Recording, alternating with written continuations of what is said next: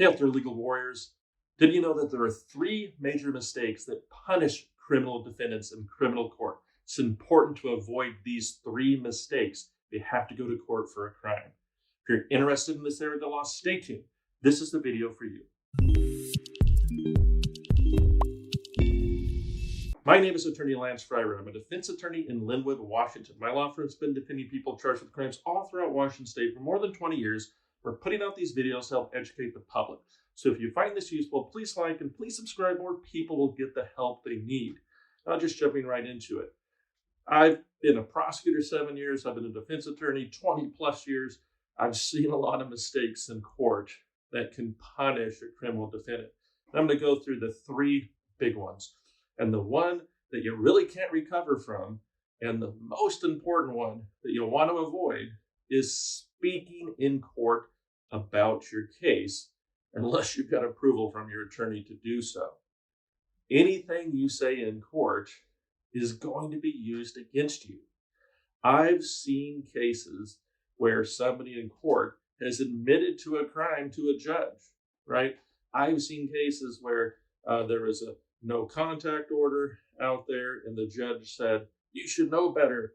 And the person in front of the court says, "I do know better, but I was only in this area because of XYZ, just admitting that they were in the area they weren't supposed to be.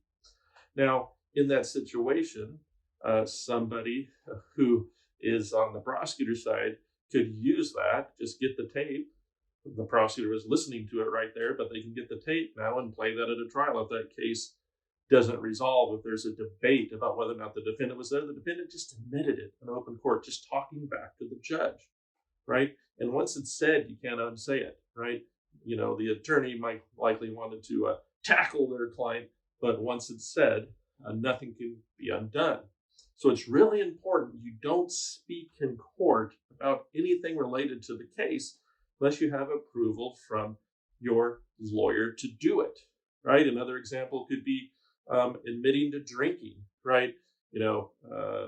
It says here that you were really drunk, Mr. Defendant, says the judge. I wasn't drunk, I only had 3 drinks. Well, now you just admitted to 3 drinks, right? And now that's something that can't be taken back. So really important that we bite our tongue when we're in court, because if we don't do that, anything we say, as they say in the Miranda warnings, can and will be used against you in a court of law, especially when you say it in a court of law. So check with your attorney. It's okay to say things like, typically it's okay to identify yourself and your date of birth and say you understand, but don't talk about anything about the facts of the case. So it usually happens when we want to argue with the judge or argue with the prosecutor's saying really bad stuff about us. They're reading the probable cause statement, saying all this bad stuff about us, and we want to say something back to that, right? And please don't, because that is a major mistake that will punish you in your criminal case. I think mistake number 2, and if you've watched my channel, you know what I'm going to say, hopefully.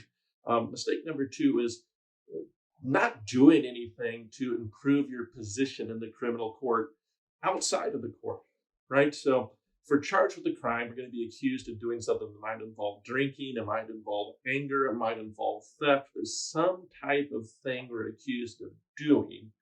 And the way that we often want to defend a crime isn't just by arguing about the facts of the case, because usually the facts are against us. We usually did do something wrong. We want to do some stuff to show the court that we're okay, that we're a good risk. Maybe we want to do an alcohol evaluation and alcohol treatment. Maybe we want to do anger management classes. Maybe we want to do domestic violence moral recognition therapy, DVMRT, right? Maybe we should do some volunteer work. There's something that we can do to make up for our wrong, alleged wrong, without having to be put in jail or convicted or stuff like that. And so the biggest mistake that will punish you, in my opinion, is doing nothing, because you give 0 options to the government then.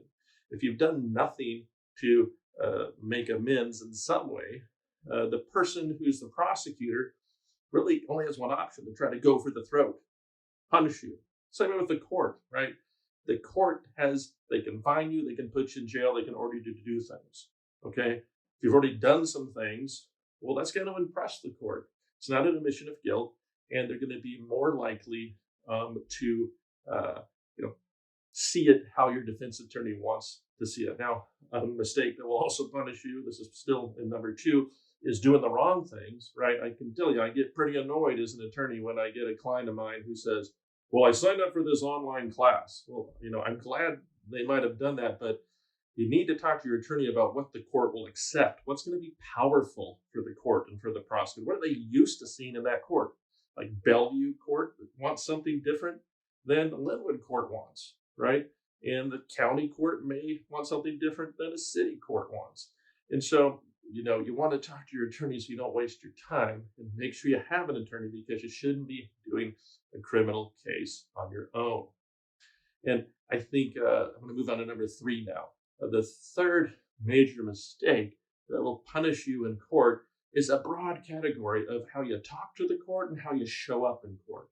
Okay? Some nightmare examples that I've seen in my time. Let's talk about Zoom court, right?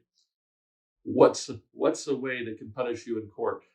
I've seen a case where a person on Zoom thought they were muted, but they weren't, and they started cussing out the judge to someone in the room while they were unmuted, right? And the attorney's not there with them. The best the attorney can do is say, Miss X and X or Mr. X, you're not muted, but the damage has already been done. So don't say bad things about the court ever, because even if you're muted, you still shouldn't be saying that stuff. And if you're unmuted, it can really destroy your case. What's other bad behavior to avoid in court that can punish you? Well, falling asleep, right? I've seen a case where someone failed to do their drug treatment, and they're at a review hearing, and there's the camera, right? Here's the thing, and all of a sudden it starts tilting,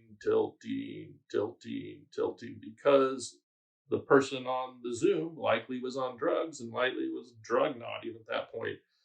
And no one can do anything to wake that person up. Mr. X, please wake up. Please wake up. And the judge, what's the judge going to do now, right? Well, I guess whatever's going on is not working. There's going to be some more punishment, right? So you have to be mindful of how you behave in court, especially on Zoom. You're sitting at your home. There's so many nightmares, but there's also things in court that can punish you. Don't wear a shirt to court that disrespects the court, right? I've seen a situation in my career where I've got a person has come to court, one to felony court, wearing a shirt that's saying, I'm hiding from the cops. It's a donut around the corner with cops chasing after the donut. You think the law and order judge wants to see that? That's not going to help the case. You're going to get more punishment for doing stuff like that. Also, how we talk to the court. We can't disrespect the court. We can't flip off the court or cuss out the court. I've seen it happen, right?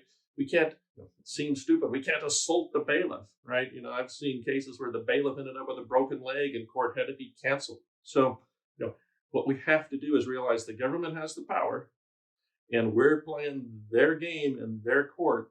Let's try to play it right. Let's try to show up right. Let's pay attention. Let's be respectful.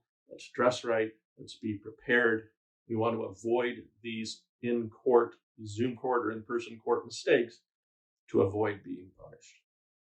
So there's a lot more I could go into, but I promised 3 in this video. I don't want to make them too long. So if you found this useful, please like and please subscribe. More people get the help they need. If you have some other mistakes that you think should be avoided in court, go ahead and put them in the comments, right? We get a lot of comments, and we look at most of them, and we might get some good ideas. You might be able to help us. And more importantly, if you have a legal problem, a criminal matter in Washington State, feel free to reach out to my firm. We'll listen to what happened. We'll identify a way forward. We will be there for you. Thank you.